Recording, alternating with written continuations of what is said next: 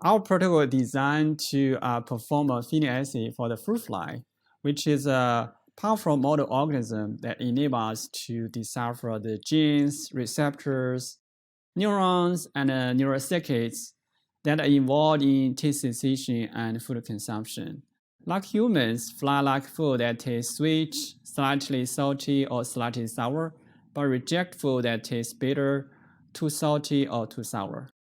The power of this technique comes from the speed and convenience.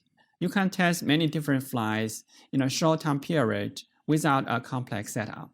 Our method is an excellent assay for understanding whether flies like or dislike a particular food, as well as how certain gene products influence taste preference.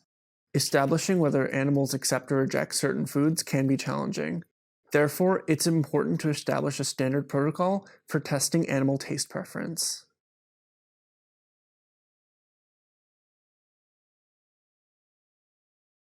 To prepare starvation vials for the assay, loosely compact a piece of tissue at the bottom of each empty plastic fly vial per fly genotype to be tested, such that the paper fills the space without forming a dense mass. Add about 3 milliliters of pure water to each vial to completely saturate the tissues without standing water, taking care that there are no large droplets of excess water on the walls of the vials. Alternatively, 5 milliliters of 1% agarose without sucrose can be substituted for the soaked paper. 24 hours before the experiment, carbon dioxide anesthetize 2 to 4 day-old flies and sort the flies into groups of approximately